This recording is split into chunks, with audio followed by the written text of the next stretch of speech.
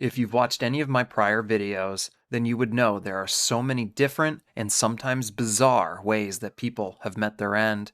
Even the most mundane and repetitive parts of our daily lives can have death lurking just around the corner. In today's video, we'll be touching on some horrifying stories where death comes in the form of fire. This is Horrible Fates, Burned Alive.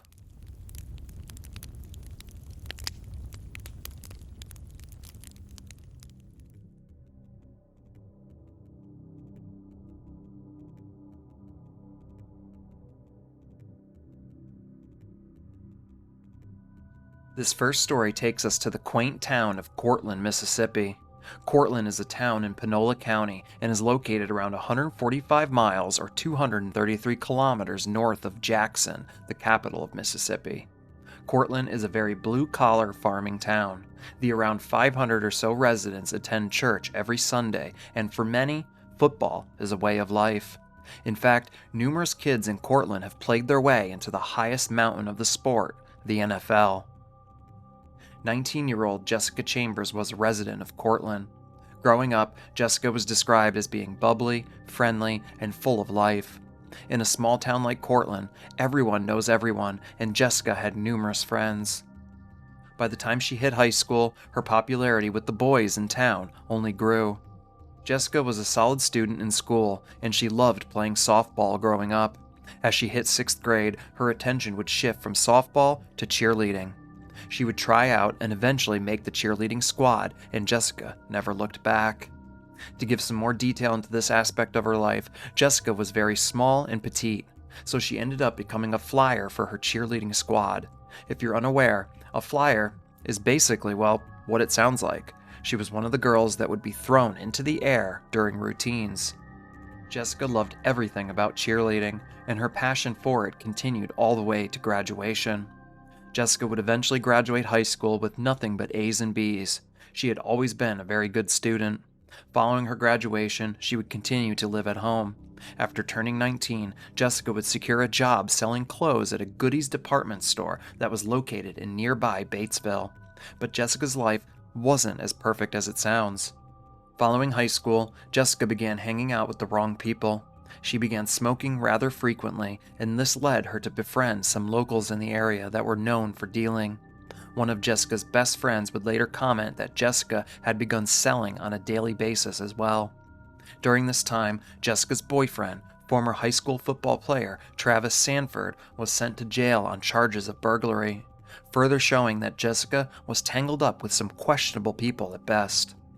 That now brings us to December 2nd, 2014. Jessica Chambers was hanging out with 27-year-old Quentin Tellis at the time. From reports, the pair had not known each other for very long. On December 2nd, Jessica would end up going to the emergency room. It's reported that she received some kind of medication. Exactly what that medication was has been speculated on. Many believe she may have been given some kind of opiate. Either way, Quentin would accompany Jessica to the ER. On December 3rd, 2014, Quentin Tellis would text Jessica, "I'm horny." From all reports, this is the first time Quentin makes an effort to get Jessica to sleep with him. Jessica responds with, "Oh Lord," clearly trying to avoid the conversation altogether. On December 4th, the messages between the pair continue, with Quentin once again propositioning Jessica to sleep with him. She continues to avoid giving an answer, once again responding with an "Oh Lord" text. On December 5th, Jessica texts Quentin asking him for some money to get something to eat. Quentin once again propositions her, but Jessica states that she only needs like $6. Security camera footage captures Quentin walking to the M&M gas station and towards Jessica's car. Shortly after, Quentin is seen walking back to his house. That now brings us to December 6th of 2014. At around 10 a.m., Jessica calls Quentin Tellis and the pair speak for a little over a minute. At 10:08 a.m., Jessica is seen at the M&M gas station where she makes a purchase. At 10:09 a.m., Jessica texts Quentin and states, "I'm ready." Jessica soon leaves the gas station and pulls into Quentin's driveway. She picks Quentin up and the pair begin driving around Cortland. Jessica would drop Quentin back off at his house less than an hour later before heading home.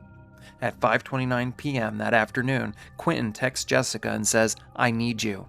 She asks him what he needs, and he tells her some lovin'.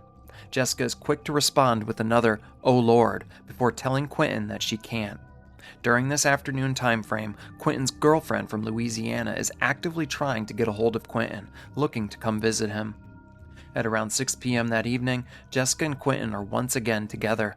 Jessica picks him up and the pair travel to Taco Bell in Batesville. At around 6:30 p.m., Jessica and Quentin arrive back in Cortland. According to Quentin, Jessica sleeps with him in an area behind his house. Whether this is true or not is not clear. At 6:48 p.m., Jessica calls and speaks with her mother for a little over a minute. Jessica is still with Quentin at this point. Now, this next hour is where things go off the rails. At around 7:30 p.m., cell phone data shows that Jessica and her car have now traveled west towards Heron Road.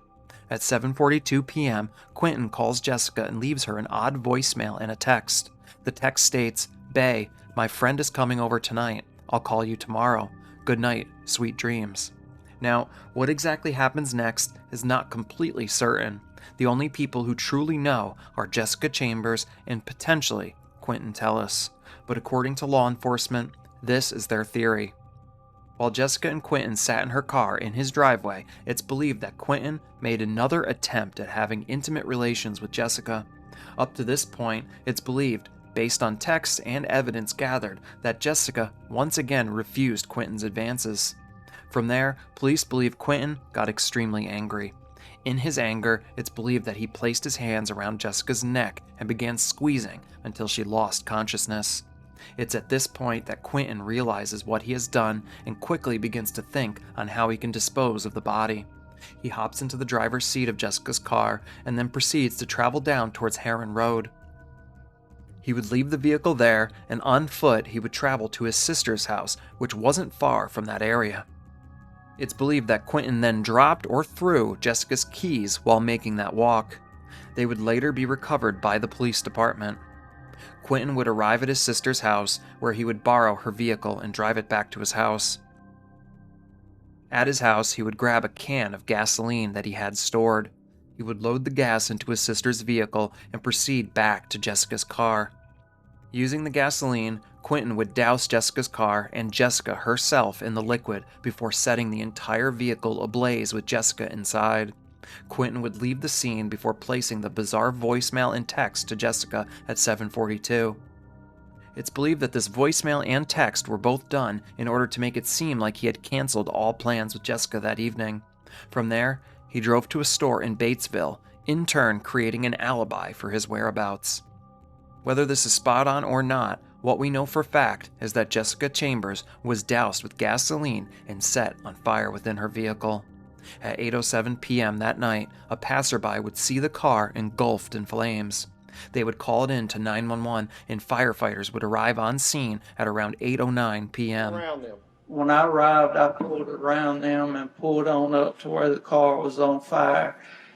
And what did you see?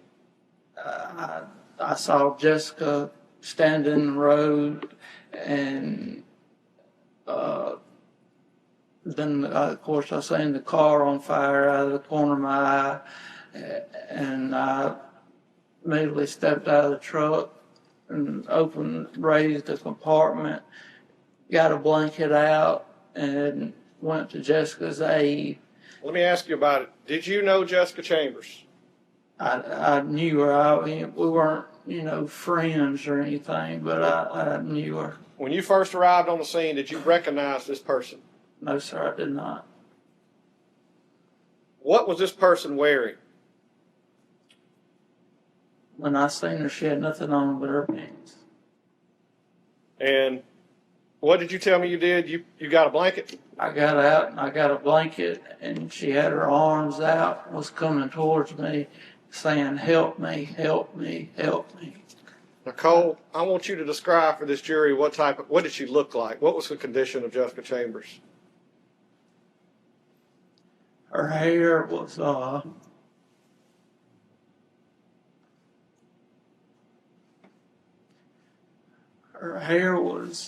fried out like she'd stuck it in a light socket.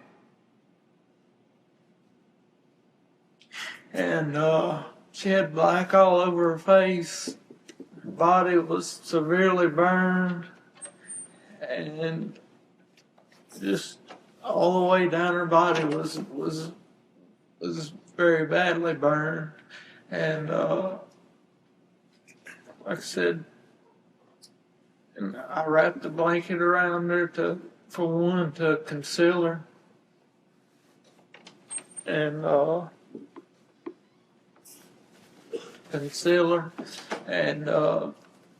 always knew that learned that, burn victims would be cold. And so that's why, I placed a blanket around her, and we proceeded to walk up the road. I was trying to get her to the front of the engine 81 to where the headlights were, where it'd be more light, or, could access her a little more, see a little better.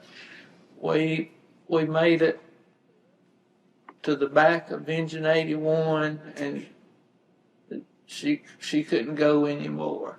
And I proceeded to lay her down on the ground.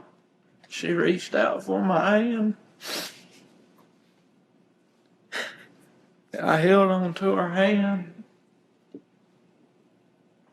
and I talked to her, and I asked her name.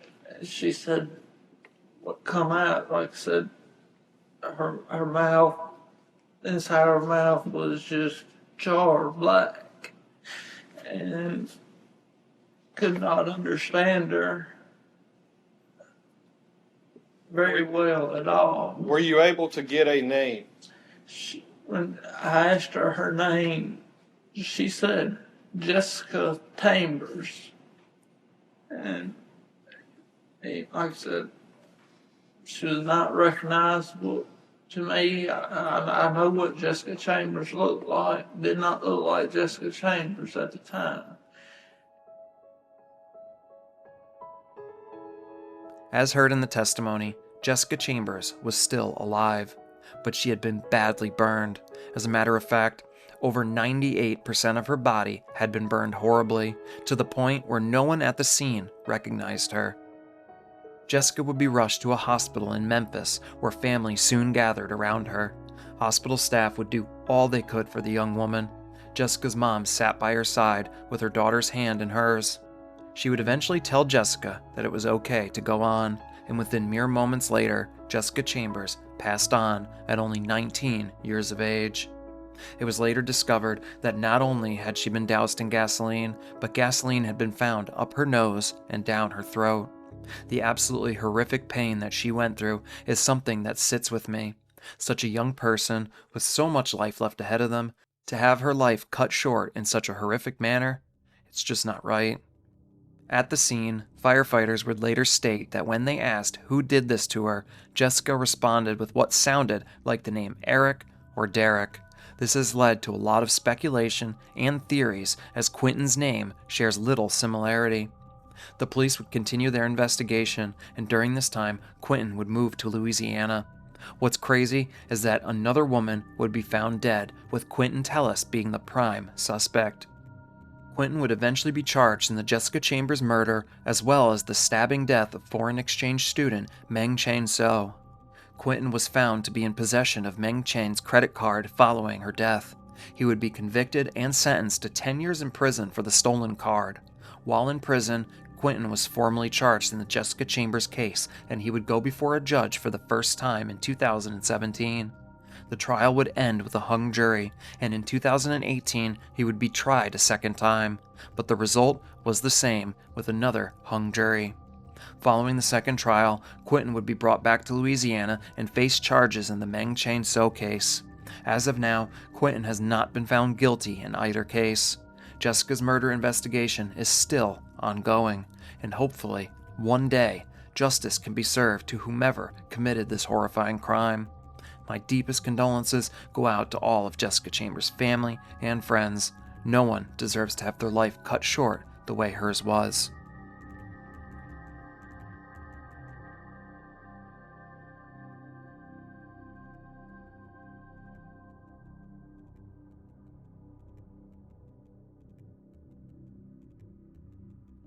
Mary Reeser was born in Columbia, Pennsylvania. There's not a ton known about her life and upbringing, but Mary would eventually go on to marry a man named Richard Reeser. Mary and Richard would have children together, but sadly, only one would survive to see adulthood. As Mary and Richard grew old together, Richard would pass on first. It was at this point that Mary would make the decision to move to St. Petersburg, Florida. Mary was 67 years old at the time. To give a little more context, St. Petersburg is located on the Pinellas Peninsula between Tampa Bay and the Gulf of Mexico. It is connected to mainland Florida to the north. St. Petersburg is a beautiful place to live, averaging 361 days of sunshine every year. For Mary, this was the perfect place to spend her later years. Her son lived and worked in the area. He was a physician just like his father before him. Mary would settle into a relatively new and furnished apartment in St. Pete's. The apartment had all the amenities one could need, and it was a quiet place to live. With the apartment still being new, Mary and her landlord were the only two people living in the entire building. With that little bit of backstory out of the way, we will now jump ahead to July 2nd of 1951. At around 5 a.m., Mary's landlord, Pansy, awoke to the sound of a thud. Pansy described it as sounding like a door being thrown shut. She would soon rise out of bed and make the walk to her front door. She ventured outside, but saw nothing out of the ordinary. Pansy would begin making her way back into her apartment before she thought she got a whiff of smoke. This wasn't completely unusual for Pansy, as she had an electric pump in her garage that sometimes had issues. She would head into the garage to check on the pump. She saw nothing wrong, but still proceeded to shut it off. She would then head back to bed for about an hour, waking back up around 6 a.m. Pansy would venture again to her front door, this time collecting her newspaper. Being that Pansy and Mary were the only ones that lived in the apartments, they had gotten to know each other quite well. Mary was usually always up early listening to her radio, and Pansy thought it was odd this morning that she didn't hear the radio playing. A couple hours would pass before a telegram arrived from Mary. The man spoke with Pansy briefly, asking which apartment Mary lived in. Pansy informed the man that she would soon bring it to Mary herself. With the telegram in hand, Pansy soon made the walk to Mary's apartment. Pansy reached down to grab the screen door handle for Mary's apartment and immediately noticed it to be hot to the touch. Pansy found this to be very troubling. She would immediately begin looking for someone to alert. Across the street, she found some people that were working on painting a building, and she asked them to check on Mary. While the men proceeded to Mary's apartment, Pansy called the fire department. The men would enter the apartment and begin looking for Mary. There was a lot of smoke within the apartment, making it difficult to locate where Mary was. With all the smoke, you would think there would be a lot of fire, but there simply wasn't. It wasn't until the men began heading back out of the apartment that they would find what they presumed to be Mary. All that appeared to be left of her was a small segment of her leg and a black slipper. The fire department arrived shortly after. They too noticed the apartment was full of smoke, and they soon opened a bunch of windows in order to clear it out. A hand pump would be brought in to put out the smoking heap on the floor of the apartment.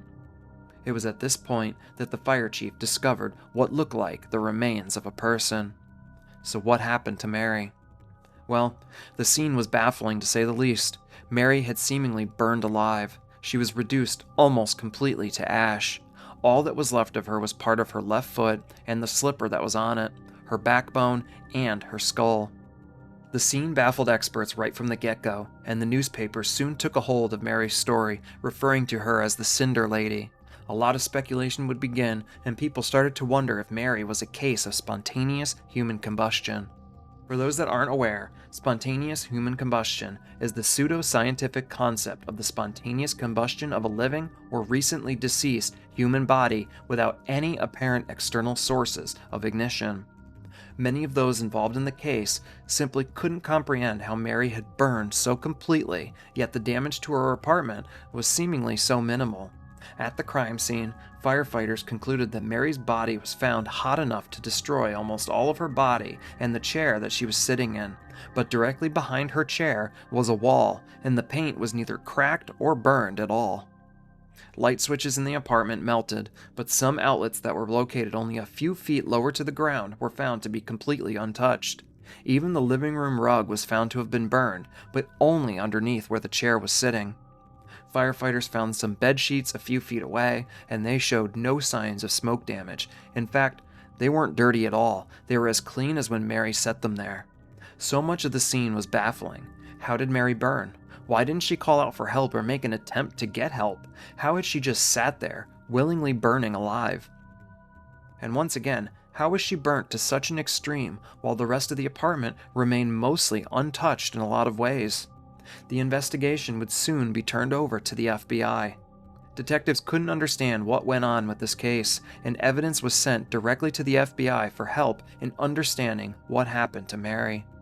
J. Edgar Hoover himself would assist in the investigation, and on July 31st of 1951, the FBI released their report. In the report, the FBI found 0 accelerants. Now, there was a greasy residue found on some parts of the crime scene, and this greasy substance was analyzed and was found to be nothing more than human body fat. There was also a piece of metal found near what was left of Mary's body. It's believed that this metal was that of a cigarette lighter. On the night of July 1st, 1951, it's believed that Mary took a few Seconal tablets before sitting in her favorite chair. Now, Seconal is a drug that is classified as a barbiturate. Barbiturates are central nervous system depressant drugs. Seconal itself was once prescribed for the treatment of insomnia and as a pre-anesthetic before surgery. However, it is no longer available within the United States. After Mary took the pills and sat in her chair, she would eventually light up a cigarette. It's believed that she fell asleep with the cigarette lit, which caused her to burn up over time. With there being very little widespread fire damage, it's believed that the fire smoldered rather than straight up burned.